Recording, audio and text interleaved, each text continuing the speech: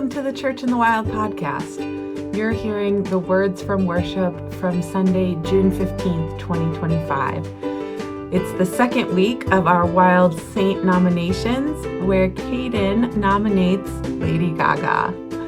If you want to find out more about Church in the Wild and all of our upcoming events and programs, just go to churchinthewild.org. Thanks for listening. Did you know that? No. Okay. Wait, what? A genus, if you don't remember, I always bring up high school science, unfortunately. I'm not trying to torture you all, but a genus is a group of closely related species. And there's some interesting reasons for this honor that they bestowed. For one thing, like most ferns, this new genus creates spores that germinate when they land, and they become little organisms called gametophytes, and then they become adult ferns eventually. So the cool thing about this stage of the fern is that they can be male, female. One gametophyte, right? One can be either a male, a female, bisexual, or even asexual, depending on the conditions that they're in. So sometimes the conditions are right for them to exchange a sperm with other ferns, and sometimes they need to self-fertilize. They just do whatever they need to do whenever they need to do it, and they're very fluid that way. So that's not unique to the Gaga fern, but it's symbolic of her support for the, That's amazing. yeah, it's symbolic of her support for the LGBTQ plus community though. So since the researchers working on this fern identification were all also Lady Gaga fans, they also recognized, and I've looked at the pictures and I would have to agree, they also recognized that the way this stage of fern looked reminded them of a costume that she wore. So the Lady Gaga wore a costume during her performance at the 2010 Grammy Awards. Oh, and the it had red. No, it was green. I mean, she wore many costumes, but the one that she was performing in, it had giant shoulders, and then it went down into a V, like a bathing suit bottom kind of thing. So it looked like a heart shape. And the gametophyte also looks heart-shaped, and it was even the same shade of green as this fern is. So if you look up that picture and look up a picture of this gametophyte, I'm telling you. They also noticed that when the fern extends its new leaves, they're in clenched little balls at the ends that look like her Paul's Up salute to her fans. So that's a lot. But the real clincher is that the in the DNA sequence of the fern, DNA, little review, is a series of 4 different chemical bases that are combined in a specific order that form very long chains. And the 4 chemicals are abbreviated by the first letters of their names. So there is one that is represented by an A, one a C, one a G, and one a T. And they are very long chains, and you can combine those 4 letters in almost an infinite number of different ways. Well, when one of the researchers was analyzing this new fern's DNA, what do you suppose the letters spelled out? G-A-G-A. Yep. So, What? My mind is like blown. I mean, not the whole And strand didn't just go actually G-A-G-A-G-A, but there were sections of it that 'Cause I were know most G-A-G-A. facts, and this is Listen, AI, at you look go. at me. Who's got it over AI? all right. All right. I see you, Barb. I see you. Good. All right. So, even though they'd been considering naming the fern after Lady Gaga before this, then they knew they had to after this find. All right. So far there's 19 species of fern that belong to this genus, and 2 of them were also given species names in her honor. So one is called Gaga germinata. Do you know why? Because of her last name. Yes, because germinata is her birth last name. And the other is called Gaga monstroparva, Oh. which literally monstroparva in Latin means monster little. And that's to honor her fans that she calls little monsters. And then there's also a newer species of a tree hopper insect that's even been named for her. It's called Kaikaya Gaga. And tree hoppers are very unusual looking insects that have been described as looking like something from another world. Their body shapes are all different, and they have strange body parts sticking out from odd places like horns that are just coming out of weird things, and other things that look like branches or leaves just protruding out of their bodies. And they also sing. They make the stems of the plants that they land on vibrate, and the sound is used to actually sing to each other. So when a new species was found that looked even stranger than the others, You know, that makes so much sense. they decided that it had to be named after Gaga. The entomologist that named the bug, who is also a Gaga fan, said that their crazy horns and wacky fashion sense make them unlike anything you've ever seen before. So if any bug was going to be named after Gaga, this was it. So she has a very direct connection to nature that very few people can claim. Wow, that's like amazing. So it's not really a poem, but it can kind of be a poem. It's a quote. I'm sorry, I'm pulling it up because I decided to save paper. It's a quote that kept coming to mind as I was thinking of Lady Gaga and the importance of the work she does in the world. So this poetic quote comes from Dan Savage. I think he's an author, maybe a journalist as well. But he said this recently. During the darkest days of the AIDS crisis, we buried our friends in the morning, we protested in the afternoon, and we danced all night. The dance kept us in the fight because it was the dance we were fighting for. It didn't look like we were going to win then, and we did. It doesn't feel like we're going to win now, but we could. Keep fighting. Keep dancing. The stick's not. Okay. Hi. I'm Kayden.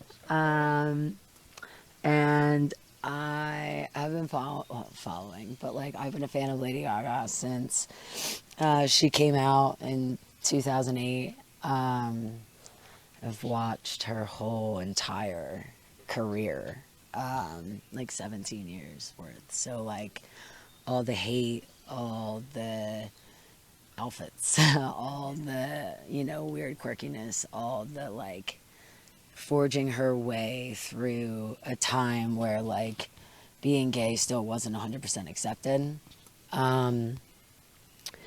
Don't ask, don't tell was still a thing, which was, a bill that discriminated against, the LGBTQIA community from serving in the military. And, she protested things. She was out there, brave.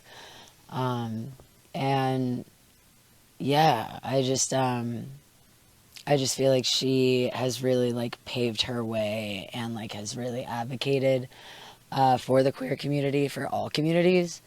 So yeah, I'm just gonna show, this is one of her speeches from, I think it was in 2019, it was the Stonewall Day concert, 5 years ago. I feel that privilege and that honor because today, what it truly is this is a celebration of all of you in every single way.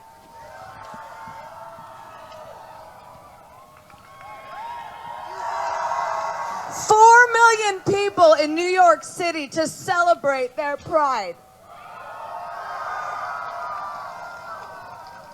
I may not, to some people, I may not even be considered a part of this community. So silly. Even though I like girls sometimes.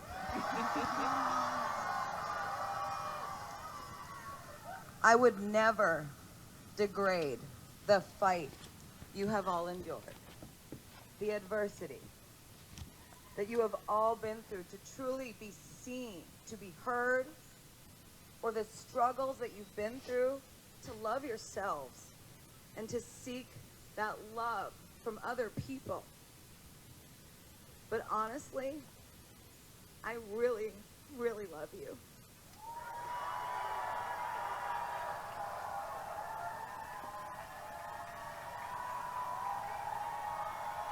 You are strong. You are so strong. You welcomed me into your community in the most beautiful of ways that I will never forget. My whole life changed because of you. I'm trembling speaking to you. You're making me nervous.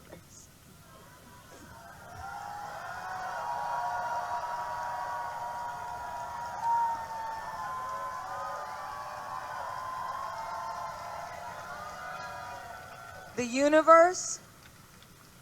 universe brought us together in the spirit of kindness.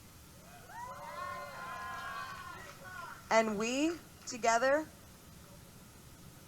we're a powerhouse.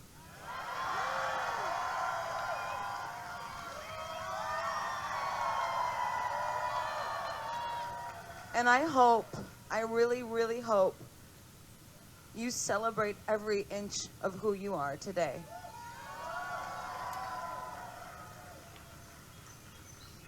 You were born this way, and you're superstars.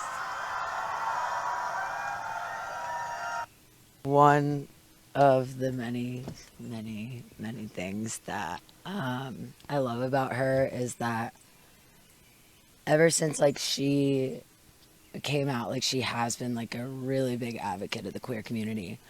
And she's not wrong when she says like a majority of her fan base are queer, you know, like I don't want to say like, oh, we made her who she was, but like, you know, she supported us and we supported her back. It was like a mutual connection, although it was it's like an energetic connection. You don't know this person personally, but the energy of the music, the energy of love, the energy of, you know, just pure like brightness, honestly. You could feel it. You could feel it in the music when you like look underneath the outfits or even into the outfits, because most of the outfits have, you know, a meaning to it. But yeah, she's been a fierce advocate for all people, but has always stood like on the energy of love, like all around. Yeah, so there's that, and then there's just like a 30-second thing that I have from one of her concerts. This is what she always would say, and I remember being 16, and oh my god, it was just like the most free. Like she really like made you feel like you were something, you know. And this was one of the speeches that she would do at the concert, the Monster Ball concert. So for someone who grew up Roman Catholic and went to a Roman Catholic school until junior year of high school and was like severely traumatized by the church, she was like my god. So, you know, she was the person that like I looked up to, you know, the person that I felt like the energy held me, you know, not that like it was I ever like worshipped her, but I appreciated the love that I got from her that I didn't receive elsewhere. So this is just one of the quotes that she would say, and it really empowered people. So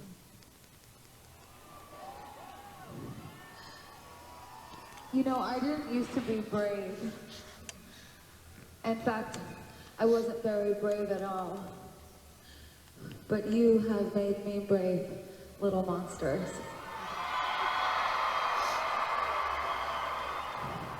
And New York made me brave. So now, I'm gonna be brave for you. Tonight, I want you to forget all of your insecurities. I want you to reject anyone or anything that's ever made you feel like you don't belong, or don't fit in, or made you feel like you're not good enough, or pretty enough, or thin enough, or can't sing well enough, or dance well enough, or write a song well enough, or like you'll never win a Grammy, or you'll never sell out Madison Square Garden. You just remember that you're a goddamn superstar and you were born this way.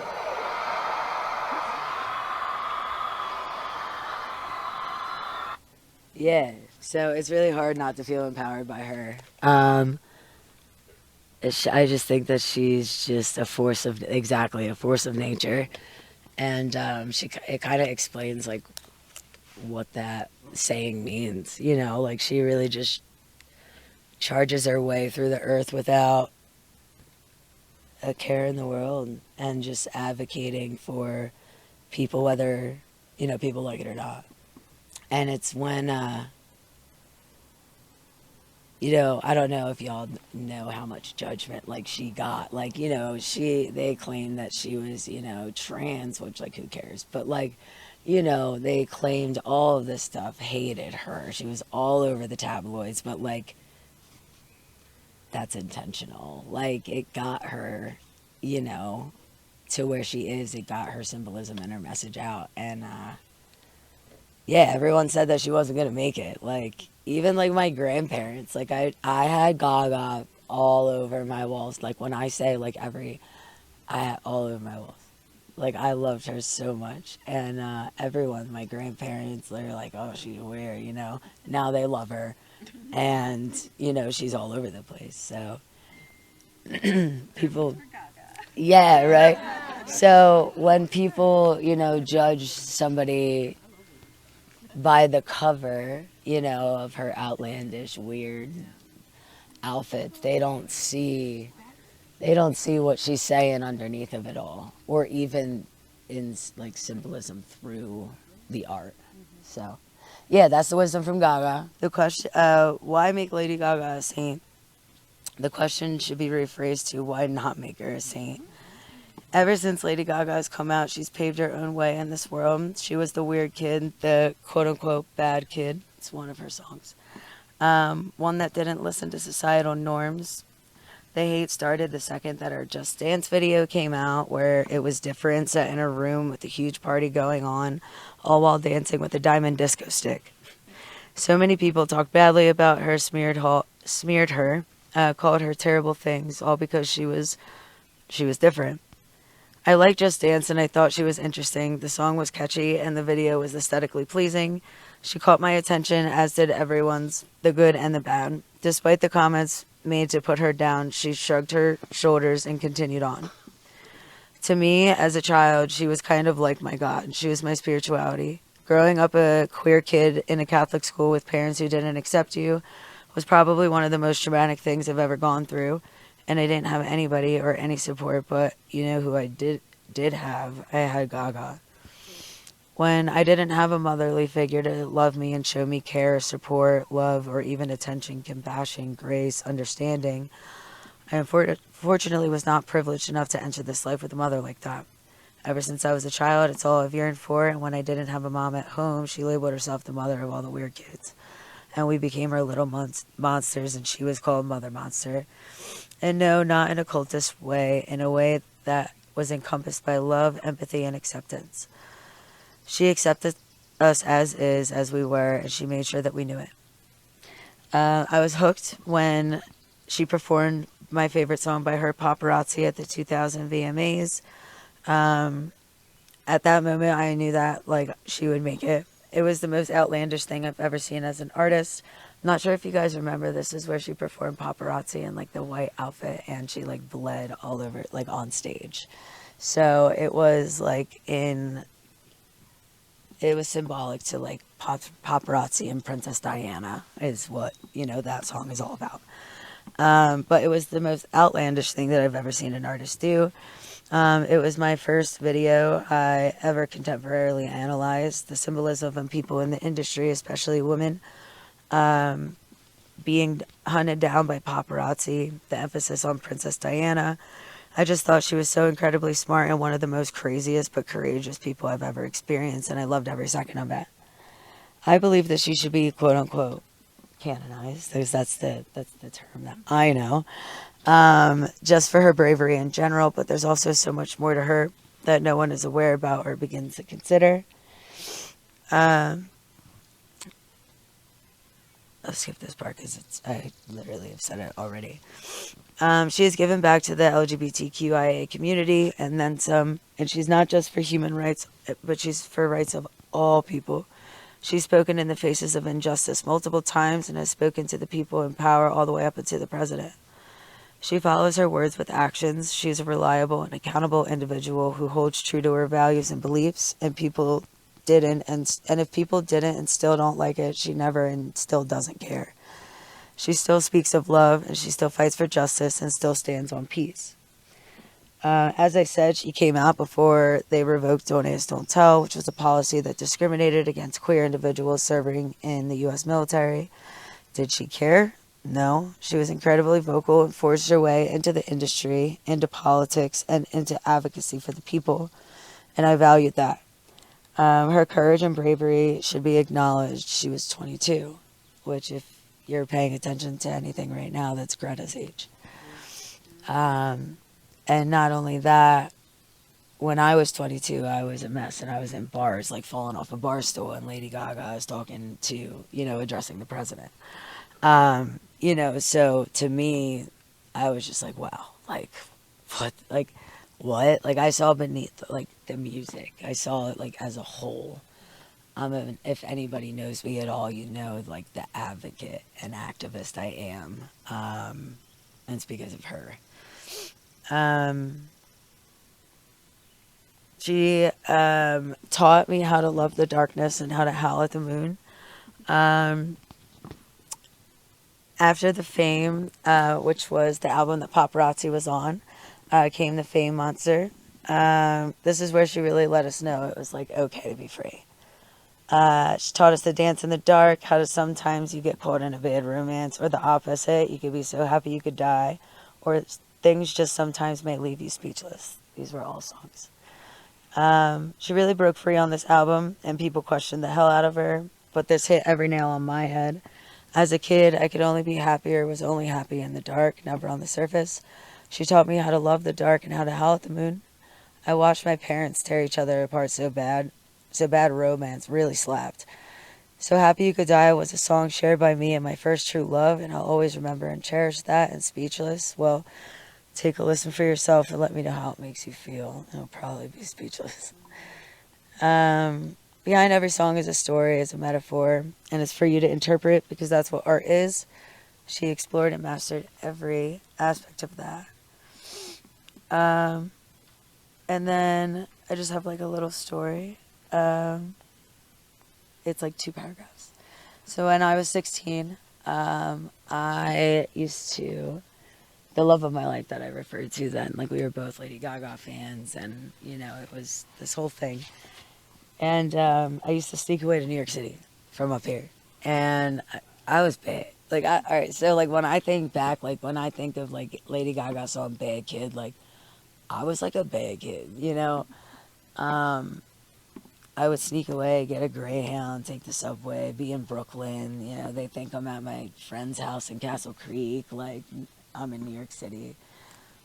This one time, though, I stayed there. I went to New York City, and I actually met her outside of SNL's parking garage, which was crazy because I went down for that reason to camp on the streets of New York City with a bunch of other crazy little monster fans. And honestly, it's probably one of the best experiences of my life. And yeah, we camped for 4 days on the streets to try to get standby SNL tickets when she was hosting with Justin Timberlake. And we got them. Yeah, so we got them after 4 days on hard concrete and rain and tarps, but it was probably the best 4 days of my life. I got to meet her. I was the first one at her window, got a picture. And also we were featured on Good Morning America with this whole Gaga interview, which is pretty crazy. Not only that though, while we were there, she bought us pizza and Dunkin', every morning and like every day. Like she like took care of us. Like she didn't like calm down because obviously it's not the safest. She didn't like calm down and be like, hey, like what's up or whatever. But like every day she bought us stuff, and like that just shows me that like she's just like a really good person. So I could go on and on about how amazing she is, and how she strongly advocates for herself, which shows and models that others can too. And I think that's really good for people in this day and age. I think that's why she also is loved so much. She puts nothing but good energy out into the world. They said that she wouldn't make it, but look at her. She's the #1 female artist to have the largest audience of 2 million people. If that doesn't deserve recognition, I don't know what does. She's a symbol of hard work, determination, perseverance, resistance, and that you can quite literally do anything that you put your mind to as long as you believe in yourself and have a bunch of weird kids that believe in you too. And I love her so much for that. So, yeah. All in favor? Aye. Awesome. Lady Gaga's a saint. Yay. Amazing. Thank you, Kayden. I love that image of her saying like, I'm your mother, little monsters. And it just feels so like Jesus being like, come to me. I'm your mother hen. Like, I'll protect you. Like, yes. Yeah. Yeah. There's a lot of awesome symbolism in there. And I think for a group of people who were systematically pushed out of the church, especially at that time, she was this like connection point to spirituality, to the belonging and the welcome and the you're okay that we need. Yeah. Yeah. Yeah. That's a good one. Yeah. Thank you, Gaga, for being the mother to everyone who needed a mother. Yeah, growing up. And paving a way for more incredible people.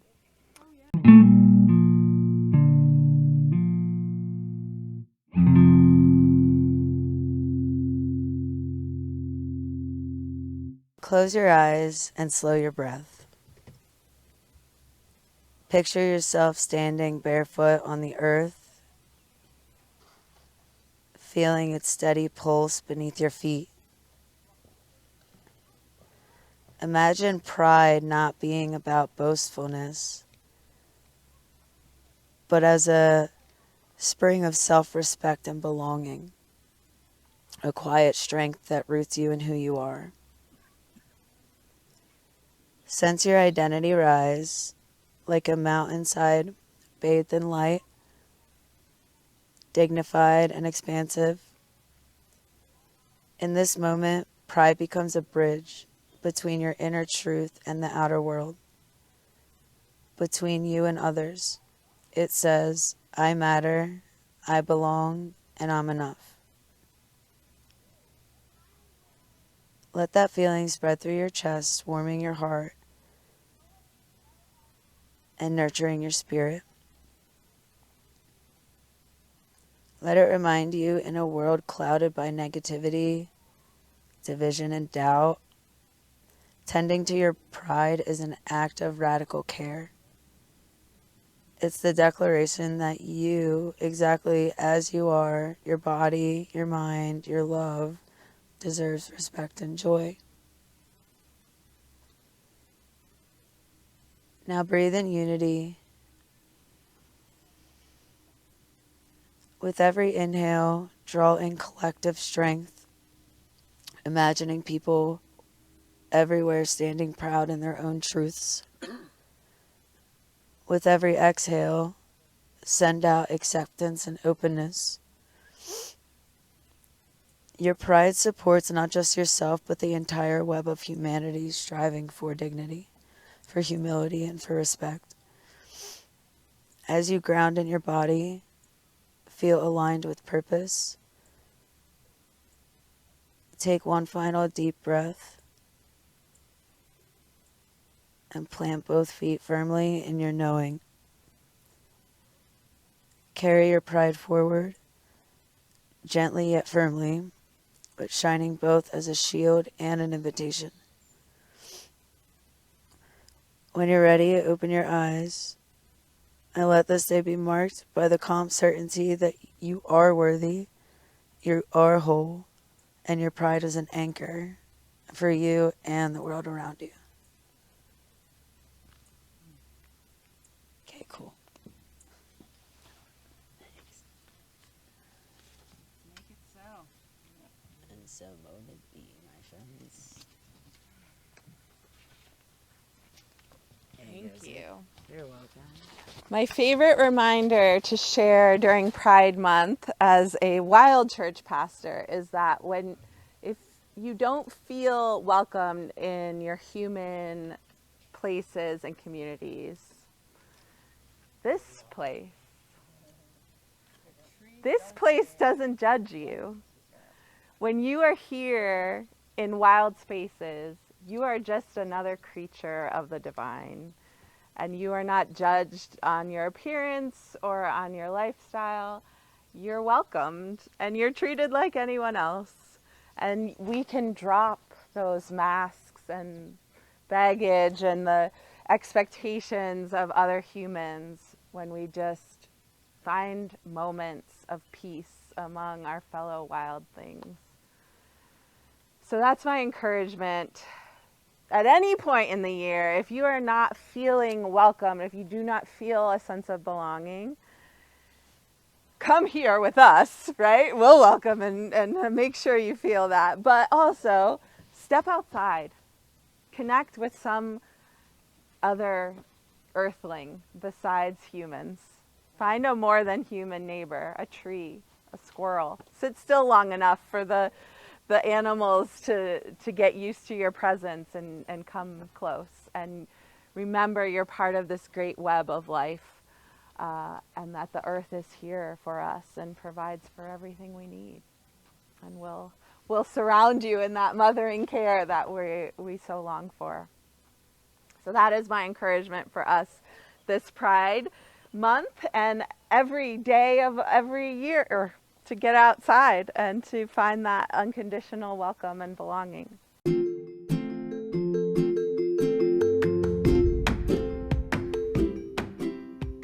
Thanks for listening. If you want to support Church in the Wild and the work we do striving for environmental and social justice, you can head on over to our website, churchinthewild.org/support, or you can click on the donation page link. There you can make a donation, set yourself up to be a recurring supporter, or you can buy something from our Redbubble shop. We're so glad you're with us on this journey, following the Spirit through creation, adventure, and restoration. Until next time.